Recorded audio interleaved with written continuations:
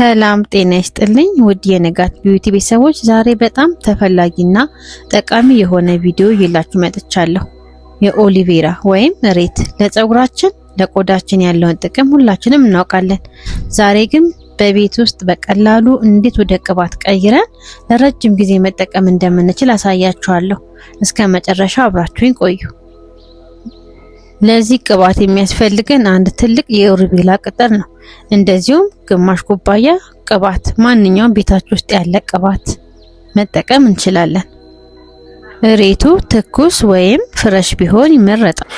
ኦሊቬራችንን አጥበን በደንብ ካደረቀን በኋላ ጥግ ጥግ ያሉትን እሾኮቹን እናነሳቸዋለን ማለት ነው። እነሱ አላስፈላጊ ናቸው። ከዛ በኋላ በትናንሹ አድርገን ለመፍጨት እንዲመቸን እንከትፈዋለን። ቪዲዮውን ስታዩልኝ ቤተሰቦቼ ላይክ ማድረጋችሁን እንዳትረሱ።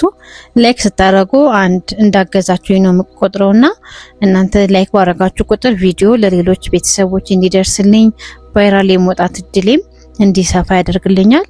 መቼስ ሰው ለፍቶ ሲታይለት መልካም ነው። እናንተም በተቻላችሁ አቅም በቅንነት ላይክ አድርጉልኝ ማለት ነው። ወደ ስሬ ስመለስ አሁን በደንብ አድርጌ በመፍጫት ተጠቅሜ ፈጫዋለሁ። በደንብ አድርጋችሁ ትዘነጉ እና የምጠቀመውን ቅባት ወደ ብረት ድስቴ ወደ ምጥድበት ብረት ድስት ጨምራለሁ። ማንኛውንም ቤታችሁ ውስጥ ያለውን ቅባት መጠቀም ትችላላችሁ። ነገር ግን ኦሊቬራ ወይም ደግሞ ኦሊቭ ኦይል ወይም ኮኮናት ኦይል ቢሆን የተመረጠና የተሻለ ነው። ነገር ግን ግዴታ አይደለም ማለት ነው። ተጠቅሜ ቢያንስ ከ30 ደቂቃ እስከ 1 ሰዓት ፈጅቶብኛል። እኔ እሳቱን በጣም ቀስ አድርጌ ነው የሰራሁት። እናንተም ዝግ ባለ እሳት አድርጋችሁ ብስሉት ማለት ነው። ልክ እንዲህ ሲበስል ምንድነው የሚሆነው? ኦሊቬራ ውስጥ ወይም ደግሞ ሬት ውስጥ ያለው ውሃ እየተነነ በራሱ ጊዜ ይወጣና ቅባቱ ብቻ ይቀራል ማለት ነው። ከዛን ይሄንን ቀጥታ ያለ ረጅም ጊዜ እንዳይበላሽና ብዙ ጊዜ ሳይበላሽ እንዲቆይ ያደርገዋል። መንተክተኩና ውሃው መውጣቱን እርግጠኛ ስንሆን እንደዚህ በምታዩት መንገድ አጠለዋለሁኝ። ማጥለያ ወደ በደንብ የሚያጣራ መጥለያ ተጠቅማችሁ እንዳይገባባችሁ ማለት ነው። አሰሩ አጣሩት። ከዛን ይሄንን ወደ ፀጉራችሁ ንጹህ ፀጉር ላይ መቀባት ነው። ከፈለጋችሁ ማቆየት ትችላላችሁ። ያን ያህል የሚገን ሽታ የለውም።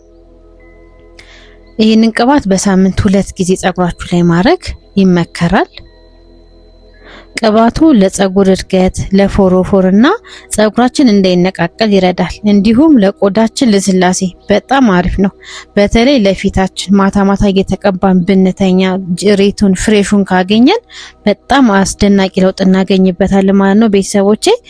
እና ለዛሬ ያለኝ ቪዲዮ ይሄንን ይመስላል።